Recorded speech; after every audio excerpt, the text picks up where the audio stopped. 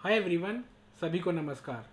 आज की वीडियो में हम बात करने वाले हैं ऐसे स्टॉक मार्केट के बेसिक कंसेप्ट्स के बारे में जो कि किसी भी इन्वेस्टर या नए ट्रेडर के लिए जानना बहुत ज़रूरी है। स्टार्ट करते हैं एक एग्जांपल से, मेरे एक फ्रेंड दीपांशु की कहानी से। दीपांशु को रिसेंटली उसके पेरेंट्स के थ्रू इनहेरिटेंस में कुछ मेटीरियलाइज स्टॉक सर्टिफिकेट्स मिले हैं। दीपांशु बहुत खुश था, बट कहीं ना कहीं थोड़ा सा उदास भी, बिकॉज उसको ना ही स्टॉक मार्केट की नॉलेज है और ना ही ये नॉलेज है कि इनको किस तरीके से प्रोसेस करके वो इनको कन्वर्ट करा सकता है।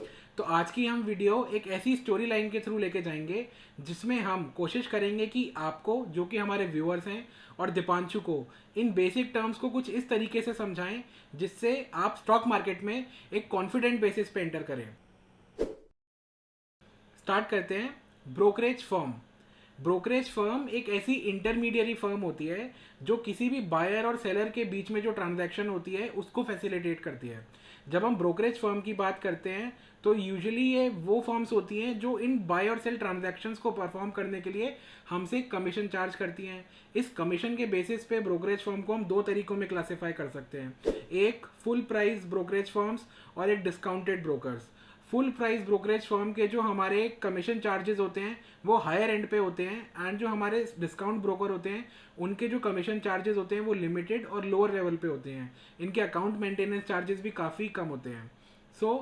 आज के टाइम में ऐसे बहुत सारे डिस्काउंट ब्रोकर और फुल प्राइस ब्रोकर्स हैं जो कि अपनी सर्विसेज दे रहे हैं और हम उनको अवेल कर सकते हैं। फॉर एग्जाम्पल, आपकी स्क्रीन पे कुछ टॉप ब्रोकर्स के नाम हैं। अब हमने ब्रोकर समझ लिया है, तो ये समझना बहुत ज़रूरी है कि दीपांशु को उसके पेरेंट्स ने जो मटेरियल फॉर्म के अंदर स्टॉक्स दिए हैं उसका हम क्या करें या उसको हम कैसे कन्वर्ट कर सकते हैं। 1990 के पहले जो हमारे स्टॉक्स होते थे या जो भी हमारे म्यूचुअल फंड्स होते थे वो एक फिजिकल फॉर्म में, हम एक स्टॉक सर्टिफिकेट की फॉर्म में इशू होते थे, एंड उनको संभालने के लिए हमें बहुत केयरफुल होना पड़ता था बिकॉज वो फिजिकल फॉर्म में है। हमें ध्यान रखना पड़ता था कि वो चोरी ना हो या फिर वो किसी भी तरीके से डिस्ट्रॉय ना हो। बट 1991 के बाद there was a concept of dematerialization in which it is a process जहाँ पे हम अपने इन मटेरियल या फिर पेपर फॉर्मेट के स्टॉक सर्टिफिकेट्स को एक इलेक्ट्रॉनिक फॉर्म में अपने डीमैट्स अकाउंट में सेव कर सकते हैं। डीमैट अकाउंट, ये टर्म को समझना बहुत ज़रूरी है और ये बहुत बेसिक टर्म है। डीमैट अकाउंट होता क्या है? जैसे हम अपने पैसे को अपने बैंक अकाउंट में या सेविंग्स अकाउंट में सेव करते हैं, उसी तरीके से अपने स्टॉक्स को सेव करने के लिए हम डीमैट अकाउंट का यूज़ करते हैं। डीमैट अकाउंट हमें एक फैसिलिटी देता है to store the shares in electronic format. Not only that, it helps us to track the investment. अगर आप अपने डीमैट अकाउंट में कुछ शेयर्स को बाय या सेल कर रहे हो तो आप इजीली अपने डीमैट अकाउंट के थ्रू अपनी इन्वेस्टमेंट को या इन्वेस्टमेंट वैल्यू को या अपने पोर्टफोलियो को सीमलेसली ट्रैक कर सकते हो। Not only that, demat account आपको एक फैसिलिटी देता है जिसमें आप अपने मेन बैंक अकाउंट को डायरेक्टली लिंक कर सकते हो। तो supposedly if you are a trader and you are doing buying and selling of shares on a daily basis, तो जो पैसा आपके डीमैट अकाउंट में होगा उसको आप डायरेक्टली अपने बैंक अकाउंट में सेंड कर सकते हो, या अगर आपको कोई शेयर खरीदने के लिए पैसे चाहिए तो अपने बैंक अकाउंट से डायरेक्टली फंड ट्रांसफर आप अपने डीमैट अकाउंट में कर सकते हो। डीमैट अकाउंट के अंदर जो हमारे इलेक्ट्रॉनिक फॉर्म में शेयर स्टोर होते हैं उसको फैसिलिटेट करने के लिए दो डिपॉजिटरी बॉडीज होती हैं, NSDL एंड CDSL। NSDL है हमारा national securities limited exchange and CDSL है central depository securities limited. These are the two depository facilities that give us the facility to store our shares in the electronic format. अब I hope Deepanshu must be clear कि कैसे वो अपने इन material shares को इस material form से demat form में कन्वर्ट कर सकता है। फर्स्ट स्टेप इज क्लियर, लेकिन अभी भी बहुत कुछ सीखना बाकी है। अब हम स्टार्ट करते हैं स्टॉक मार्केट के बेसिक से। Equity, by definition equity means ownership of a company, depending upon आप उस कंपनी में कितनी इन्वेस्टमेंट कर रहे हो। इसको हम दो एग्जाम्पल से समझने की कोशिश करेंगे। इन द फर्स्ट एग्जाम्पल हम अज्यूम करके चलते हैं कि भाई दीपांशु को एक कंपनी खोलनी है और उस कंपनी को खोलने के लिए Deepanshu needs an investment of 10 lakh rupees. So what Dipanshu does, Dipanshu invests 8 lakh rupees of his own and Dipanshu takes rest 2 lakh capital from its friends and family. तो अब इसमें इक्विटी का कंसेप्ट समझने की कोशिश करते हैं। टोटल इन्वेस्टेबल या टोटल इक्विटी या शेयर होल्डिंग इक्विटी जो हमारी थी दैट वाज 10 लाख रुपीस, उसमें से दीपांशु ने 8 लाख अपने इन्वेस्ट करे। तो Deepanshu is the owner of 80% of the equity. हम इस 80% की फिगर पे कैसे आए? The amount that Deepanshu has invested in to the company divided by the total equity share holding which is 10 lakh rupees into 100, ये हमें दे देता है दीपांशु की share holding. Similarly friends and family की शेयर होल्डिंग कितनी हो गई? 2 lakh rupees divided by 10 lakh into 100 which is 20%। तो जो दीपांशु की कंपनी फॉर्म हुई उसके अंदर दीपांशु की मेजॉरिटी शेयर होल्डिंग है 80% की, एंड बाकी शेयर होल्डिंग है उसके फ्रेंड्स एंड फैमिली की जो कि है 20% की। तो ये तो सिंपल एग्जांपल था, अगर आप कंपनी खोलते हो तो उसमें किस तरीके से इक्विटी काम करती है। बट अब हम ये समझने की कोशिश करते हैं सेकंड एग्जांपल से कि रियल लाइफ में when we invest in the stock market तो how does the concept of equity work there. Suppose Deepanshu ने HDFC बैंक के शेयर में 25,000 रुपये इन्वेस्ट करे होते हैं, तो इस केस में दीपांशु के पास उस कंपनी का विच इज HDFC बैंक का 25,000 वर्थ की ओनरशिप होती। जैसे हमने इनिशियली बात करी थी, इक्विटी का मतलब है ओनरशिप, तो आप कंपनी में जितने भी पैसे इन्वेस्ट करते हो उस कंपनी की उतनी ओनरशिप आपकी हो जाती है। सो इन दिस केस दीपांशु की 25,000 की इन्वेस्टमेंट मीन्स दीपांशु की 25,000 की ओनरशिप है HDFC बैंक लिमिटेड के अंदर। अब आपके इस 25,000 की इनिशियल इन्वेस्टमेंट की वैल्यू क्या होगी फ्यूचर में, कम होगी या ज़्यादा होगी? That will depend upon the type of results और the profits that the company is going to give in the future. Market capitalization is the most basic concept of stock market investing, but the most important one.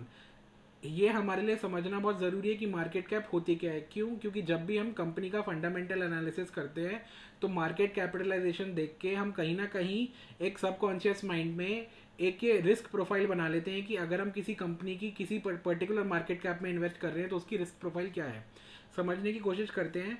By definition market cap is the aggregate valuation of a company which is given by the total number of outstanding shares multiplied by the current market price of the stock.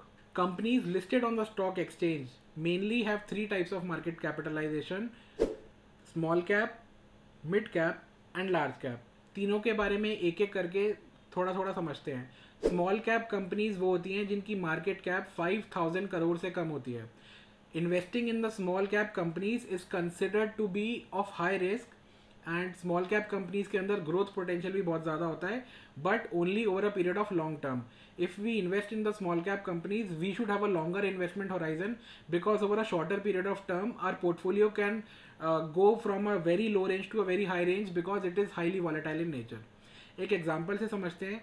Trident group एक ऐसी company है जो अभी recently पिछले एक साल में small cap company से मिड कैप कंपनी के सेगमेंट में मूव करी है। कैसे? Trident Group initially was a small cap company when it started, but due to its growth, exponential growth in the past few years, its market cap has gone above 5,000 crore to somewhere around 18,000 to 20,000 crore, and that is why in today's date it is classified as a mid cap company. Trident group ने पिछले 5 साल में 290% का return दिया है। तो अगर आपने उसके अंदर अपने 1 लाख रुपए इन्वेस्ट करे होते तो आपकी इन्वेस्टमेंट 290% से ग्रो कर चुकी होती। Moving on to the next segment, mid cap. Mid cap companies हमारी वो कंपनीज होती हैं जिनकी मार्केट कैप 5,000 करोड़ या उससे बड़ी होती है एंड 20,000 करोड़ से स्मॉलर होती है। मिड कैप कंपनीज में भी इन्वेस्ट करना रिस्की माना जाता है, but not as risky as investing in the small cap companies. Deepak Nitrite एक ऐसी कंपनी है जिसने अभी रिसेंटली मिड कैप सेगमेंट से मूव करा है लार्ज सेगमेंट में। दीपक नाइट्रेट की इनिशियल मार्केट कैप थी somewhere around 12,000 to 13,000 crore, but आज के टाइम में दीपक नाइट्रेट की मार्केट कैप है 28,000 to 26,000 crore.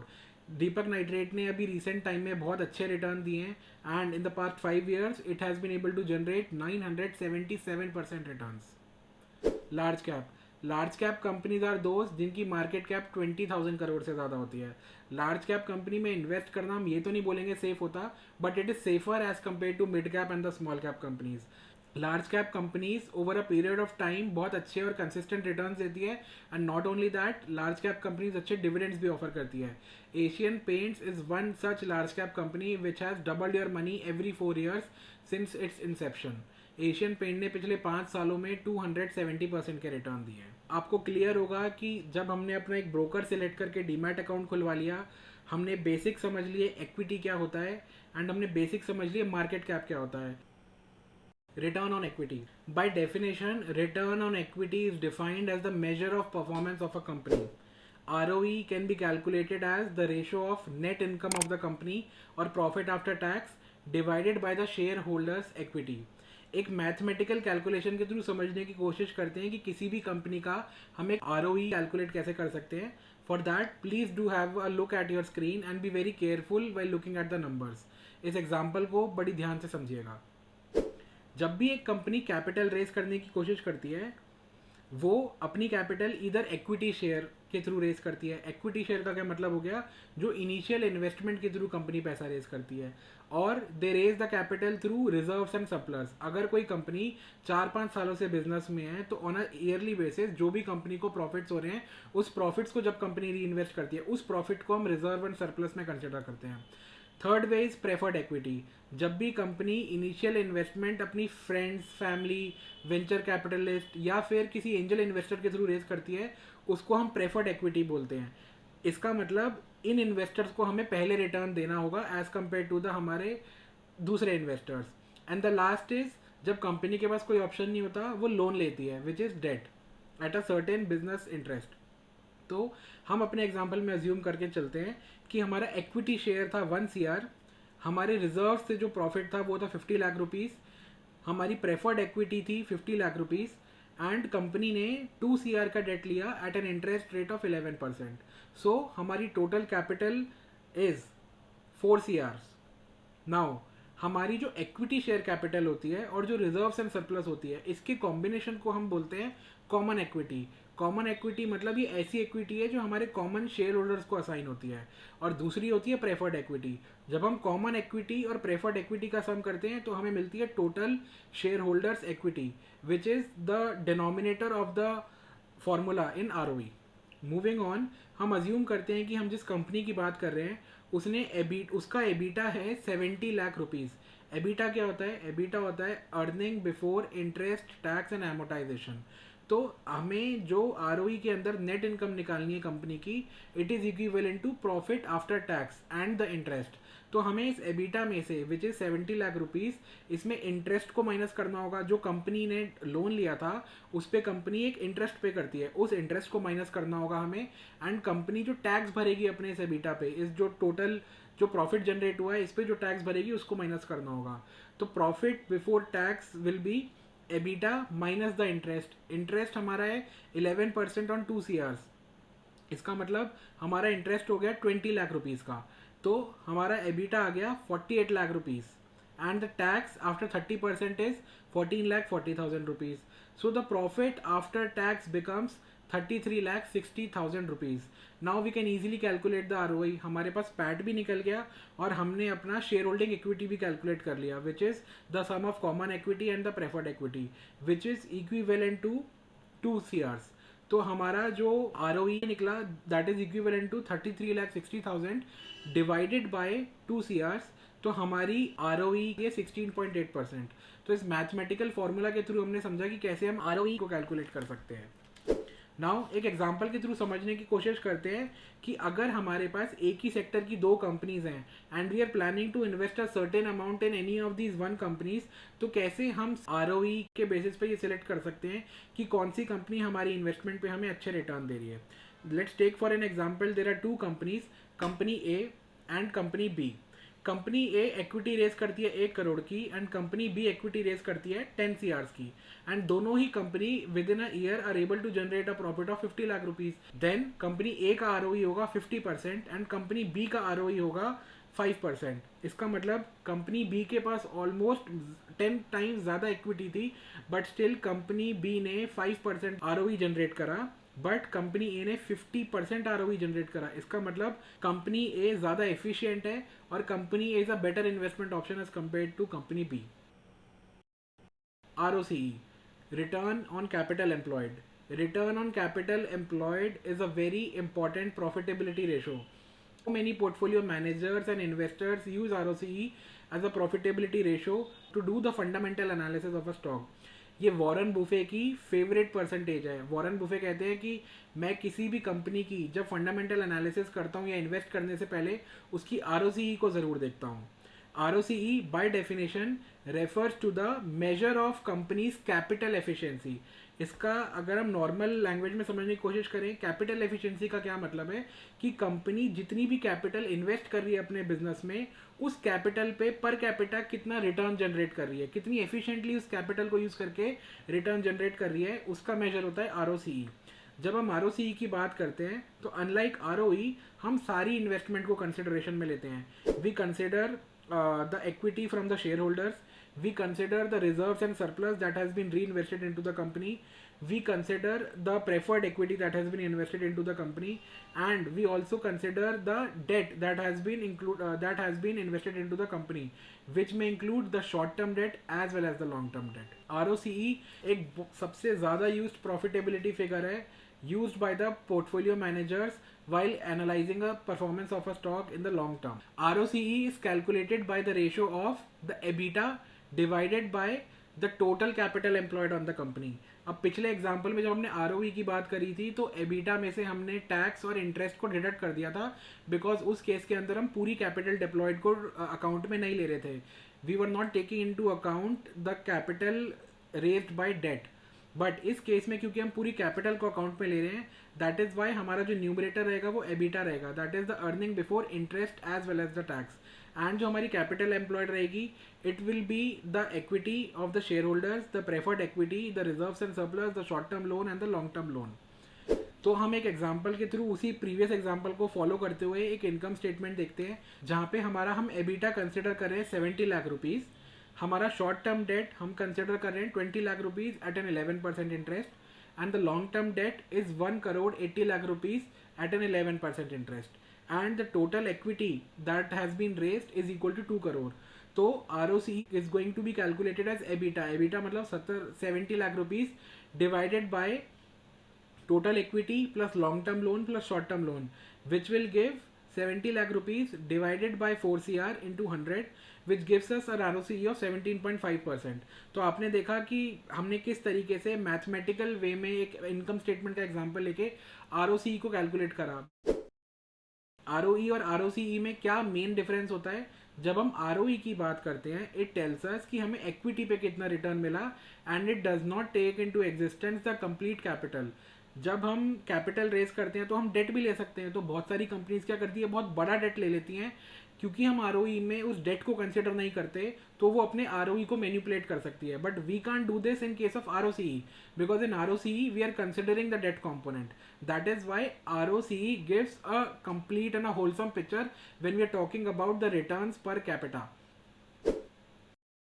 CAGR, compounded annual growth rate. Compounded annual growth rate is the return on investment from initial investment to the final investment over a period of time, provided that the return that you have made per year is reinvested. Let us try to understand CAGR better with help of a graphical timeline. Year 0 के अंदर आप 1 lakh rupees invest करते हो।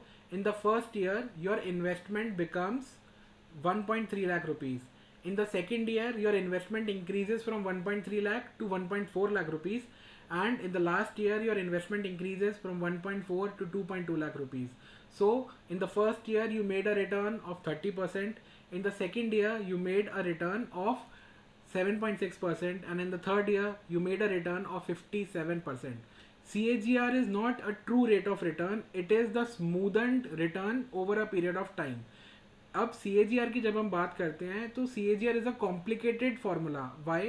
Because इसके अंदर not only we are just calculating average return over a period of 3 years, but we are also trying to calculate the return when are profits are reinvested in to the main investment.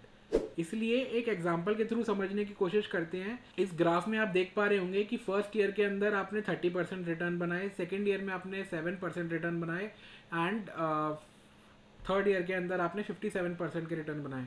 But अगर हम इसी पे अपनी CAGR की एक line plot करते हैं तो एक ये स्मूदन्ड कर्व है, ये CAGR को रिप्रेजेंट करता है।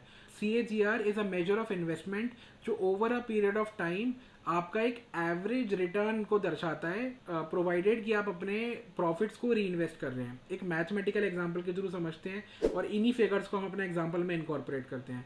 सपोज इनिशियल वैल्यू या फिर प्रेजेंट वैल्यू आपकी जो इन्वेस्टमेंट की थी वो थी 1 lakh, and the final value after a period of 3 years was 2,20,000, and जो टाइम था which is n is equal to 3, then CAGR का फॉर्मूला होता है final value divided by the initial value to the power 1/n-1, and अगर आप इसमें अपनी values डालेंगे तो you will get a CAGR of 3-year CAGR of 30.05%. Thus, CAGR is a performance tracking measure used by the portfolio managers for tracking the performance of portfolio or investment over a multi-year period of time frame. CAGR को कभी भी हम एक stock के return compare करने के लिए नहीं देखते। हमें जब भी किसी पोर्टफोलियो के रिटर्न देखने हैं या फिर हमें देखना है कि स्टॉक ने एक मल्टी ईयर कैसे रिटर्न दिए हैं स्मूथ एंड, जब उनके हमारे प्रॉफिट्स री इन्वेस्ट हुए हैं तब हम CAGR को यूज़ करते हैं। When we talk about long term investment, CAGR becomes a very important profitability ratio to be noted. Dividend yield. Dividend yield is the financial ratio which tells the amount of returns that we have generated by investing in a stock only by earning the dividends. अब basic समझते हैं, जब भी हम एक stock में invest करते हैं या तो हम स्टॉक एप्रिसिएशन के थ्रू पैसे कमाते हैं या फिर डिविडेंड के थ्रू। स्टॉक एप्रिसिएशन क्या होता है? स्टॉक एप्रिसिएशन का मतलब होता है if we have invested 10 rupees in a stock, then हमारी वो 10 रुपीज़ की इन्वेस्टमेंट बढ़ के कुछ भी 20 रुपीज़ 30 रुपीज़ हो गई। इसका मतलब हमारे स्टॉक ने पॉजिटिव रिटर्न्स दिए हैं over a period of time. But the second way is dividend investing. इसका मतलब जब भी वो कंपनी प्रॉफिट बनाती है, they decide that they will share this profit with their shareholder, so they share this profit in the form of dividends. तो इस dividend को कोई कंपनी कैसे डिसाइड करती है कि किन के शेयर होल्डर को कितना डिविडेंड देना है? It is given by a financial ratio called the dividend yield. Dividend yield is the ratio of annual dividend given by the stock divided by price of the stock at that particular point of time. एक example से समझने की कोशिश करते हैं। ITC ने 2021 के अंदर 2 डिविडेंड ऑफर करे थे पूरे साल में। First was the interim cash dividend of 5 rupees and second was the final dividend of 5.75 rupees. So the total dividend या annual dividend that ITC gave in 2021 was 10.75 rupees, and the price of ITC at that point of time was somewhere around 212.75 rupees. तो अगर हम ITC की dividend ratio निकालने की कोशिश करते हैं तो it is a very easy formula, divide the total annual dividend by the stock price at that current point in time. So it gives out the dividend yield of ITC in 2021 was 5.05%. अभी हमने बात कर ली है profitability ratios के बारे में. Whenever we try to find a fundamentally good stock या फिर हम किसी भी स्टॉक का फंडामेंटल एनालिसिस करते हैं तो ये प्रॉफिटेबिलिटी रेशोज देखना बहुत ज़रूरी होता है. क्यों? क्योंकि हमें बताता है कि जो स्टॉक है उसने हमें अच्छे रिटर्न ऑन इक्विटी दिए हैं. जो स्टॉक अपने पैसे को रीडिप्लॉय कर रहा है या फिर कोई भी कैपिटल रेज कर रहा है थ्रू डेट और थ्रू इक्विटी, उस पैसे को सही तरीके से डिप्लॉय कर रहा है और उस पर हमें ठीक से रिटर्न दे रहा है. CAGR हमें CAGR ये बताता है कि over a period of time if our profits would have been reinvested, वो स्टॉक हमारे पैसे को किस रेट से कंपाउंड कर रहा है. And the last dividend yield. Dividend yield ये बताता है कि स्टॉक सिर्फ अपने प्रॉफिट्स को री इन्वेस्ट नहीं करके अपने शेयर होल्डर्स में उस प्रॉफिट को भी डिस्ट्रीब्यूट कर रहा है. तो ये 4 रेशो देखना बहुत ज़रूरी है. एंड अगर ये रेशो सूटेबल होती है then we move forward with investing into that fundamentally good stock. So these are the most important financial ratios and the most basic ones that we should at least have a look at while doing fundamental analysis. I hope आपको ये चारों ratios अच्छे से समझ आई होंगी. If there is any confusion or doubt, do write your confusion in the comments below or skip back to the video. अब अगला हम ऐसे 2 मैथमेटिकल टर्म्स के बारे में बात करेंगे जो ना ही सिर्फ एक स्टॉक के बारे में बताते हैं बट किसी भी इन्वेस्टमेंट इंस्ट्रूमेंट के बारे में बताते हैं. Alpha and beta of a stock. Alpha of the stock is a measure of excess return that the stock has given in comparison to the benchmark index. Usually ये benchmark index Nifty 50 होता है. तो alpha की अगर हम समझने की कोशिश करते हैं तो अगर किसी भी स्टॉक ने हमें निफ्टी 50 के कंपैरिजन में बेटर रिटर्न्स दिए हैं तो उस एक्सेस रिटर्न के मेजर को हम अल्फा बोलते हैं. we try to look for stocks or investment products or investment portfolios which have generated an alpha over the benchmark index. इसीलिए आपने देखा होगा म्यूचुअल फंड्स की वेबसाइट्स पे या ऐसी थर्ड पार्टी वेबसाइट्स पे जब आप डिफरेंट म्यूचुअल फंड्स को कंपेयर करते हो तो आप देखते हो that this mutual fund has generated an alpha of 10% over the index, this mutual fund has been able to generate an alpha of 20% over the index. ये अल्फा बताता है कि कौन से इन्वेस्टमेंट प्रोडक्ट ने कितना एक्सेस रिटर्न दिया है. अगर हम एक चार्ट के थ्रू समझने की कोशिश करें, एक एग्जांपल लेते हैं. अगर निफ्टी 50 ने सिंस इंसेप्शन हमें 15.5% का रिटर्न दिया है और एक हमारे इन्वेस्टमेंट प्रोडक्ट ने हमें 17 या 16-17% का रिटर्न दिया है, जिसका मतलब इस स्टॉक का alpha is greater than zero. इसका मतलब क्या हुआ कि अगर हम अपने बेंचमार्क इंडेक्स को एट स्केल जीरो पे कंसिडर करते हैं, देन हमारा अल्फा ग्रेटर देन जीरो का मतलब होता है the stock has been able to generate alpha as compare to the index. And alpha smaller than zero का मतलब होता है the stock has not been able to generate an alpha और excess return as compare to the index. ऐसे दो example हम अपने screen पर देखते हैं. पहला एग्जाम्पल है Tata consultancy services. If you will look at the chart of Tata Consultancy Services, you will see TCS since inception has been able to generate an alpha over the benchmark index Nifty 50. And दूसरा example देखते हैं Alok industries. Alok industries has an alpha of smaller than zero. Why? Because it has not been able to beat the benchmark index since its inception. Next, beta of a stock. Beta is a mathematical value which measures the volatility of a stock और an investment instrument as compared to the benchmark index, usually Nifty 50. Again, जैसे हमारा alpha हमारा access of return measure करता है as compare to the benchmark index, beta हमारा measure करता है कि वो हमारा इन्वेस्टमेंट इंस्ट्रूमेंट या स्टॉक बेंचमार्क इंडेक्स के कंपैरिजन में कितना वॉलेटाइल है. Volatility is directly proportional to risk. जिस भी हमारे इन्वेस्टमेंट इंस्ट्रूमेंट या स्टॉक की वॉलेटिलिटी बढ़ती है, वॉलेटिलिटी के साथ हमारा उसमें रिस्क बढ़ता है. But over a period of longer term this risk gets averaged out.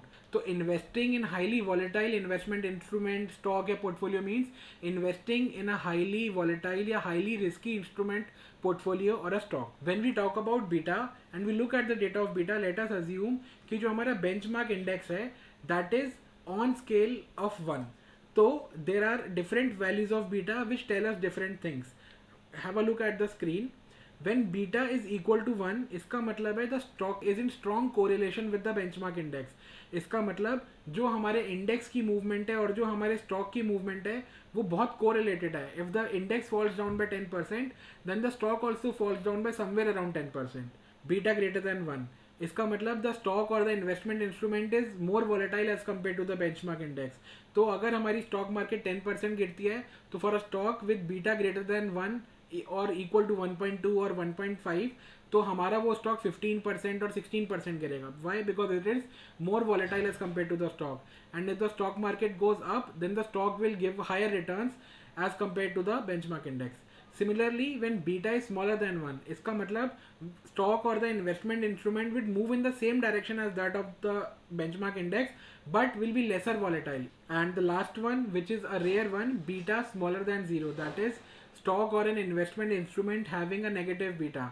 This means that this stock or an investment instrument is inversely proportional or inversely correlated to the benchmark index. इसका मतलब अगर हमारी stock market गिरती है तो हमारा ये stock बढ़ता है और हमारी स्टॉक मार्केट बढ़ती है तो ये हमारा स्टॉक गिरता है. तो हमें ऐसे बीटा ढूंढने की कोशिश करनी चाहिए जहाँ पे हमारा बीटा 0.9 से 1.2 की रेंज में हो. This is the perfect range for a stock और एन इन्वेस्टमेंट इंस्ट्रूमेंट.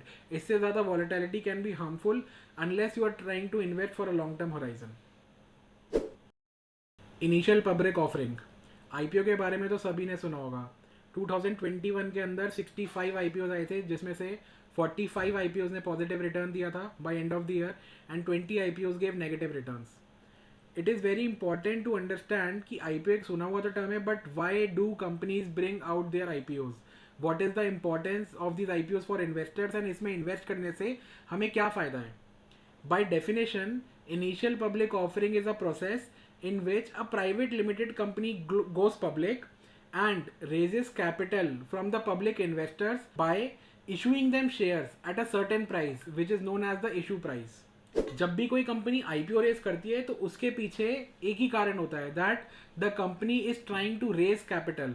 अब ये कंपनी कैपिटल क्यों रेस कर रही है? मे बी बिकॉज वो कैपिटल एक्सपेंशन करना चाहती है, अपने बिजनेस को अलग लेवल पे लेके जाना चाहती है, बड़ा करना चाहती है, या फिर कंपनी के पास बहुत सारा डेट है बट कंपनी बहुत अच्छा परफॉर्म कर रही है, तो अपने इंटरेस्ट को लूज आउट करने के से बचाने के लिए कंपनी अपने डेट को अर्ली प्रीपे करके अपने शेयर होल्डर्स को अच्छा रिटर्न देना चाहती है. That's why they bring out the IPO.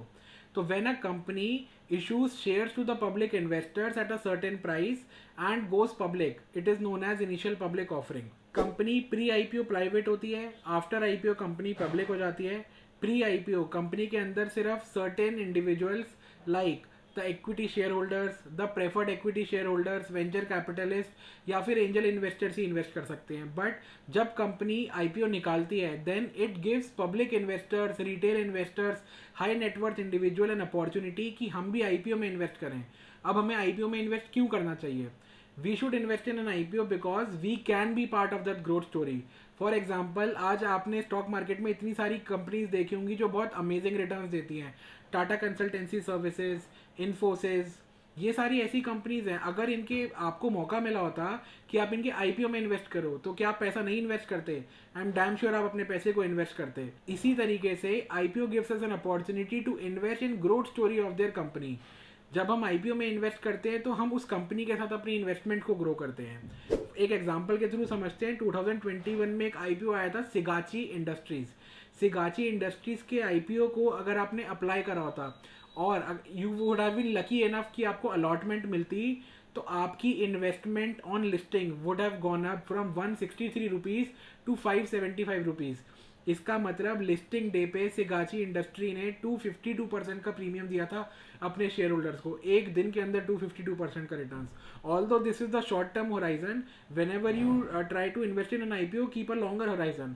But I am just telling with the power of IPO कि अगर आपने सही आईपीओ चूज करके इन्वेस्ट करा होता and you would have been lucky enough to invest in such IPOs in the last year, you would have made great returns. तो I hope आपको ये वीडियो, ये कंसेप्ट जो हमने बेसिक स्टॉक मार्केट के डिस्कस करें अच्छे लगे होंगे.